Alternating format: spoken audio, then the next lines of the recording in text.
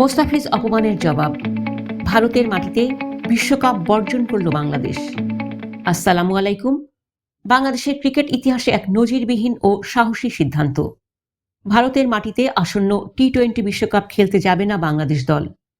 মোস্তাফিজুর রহমানকে আইপিএল থেকে অন্যায়ভাবে বাদ দেওয়ার পর তৈরি হওয়া নিরাপত্তা শঙ্কায় এই কঠোর অবস্থান নিয়েছে বিসিবি। আজ দুপুরে বোর্ড সভা শেষে আইসিসিকে আনুষ্ঠানিকভাবে এই সিদ্ধান্ত জানিয়ে দিয়েছে বাংলাদেশ। ভেন্যু সরিয়ে নেওয়ার জোরালো দাবি জানিয়েছে টাইগাররা। বিস্তারিত থাকছে প্রতিবেদনে। গেল রাতে বিসিবি পরিচালকদের অনলাইন বৈঠকে কঠোর পদক্ষেপ না নেওয়ার সুর থাকলেও আজ সরকারের সরাসরি হস্তক্ষেপ বদলে গেছে চিত্র।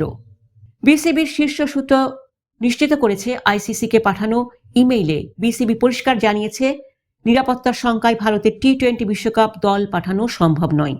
যেহেতু বিশ্বকাপের যৌথ আয়োজক শ্রীলঙ্কা, তাই পাকিস্তানের মতো বাংলাদেশের সব ম্যাচও লঙ্কান ভেন্যুতে সরিয়ে নেওয়ার আবেদন করা হয়েছে। আগামী 7 ফেব্রুয়ারি থেকে শুরু হতে যাওয়া এই আসরে বাংলাদেশের প্রথম ম্যাচ ছিল কলকাতার ইডেন গার্ডেন্সে। ওয়েস্ট ইন্ডিজ ও ইংল্যান্ডের মতো বড় দলের বিপক্ষে খেলার কথা থাকলেও ভারতের বর্তমান রাজনৈতিক প্রেক্ষাপটে খেলোয়াড়দের নিরাপত্তা নিয়ে কোনো ঝুঁকি নিতে রাজি নয় বিসিবি।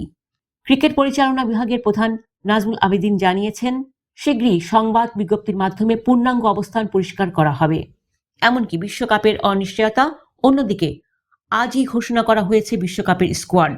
প্রত্যাশিতভাবেই টাইগারদের নেতৃত্ব দেবেন লিটন দাস, আর তার সহকারী হিসেবে থাকছেন সাইফ হাসান।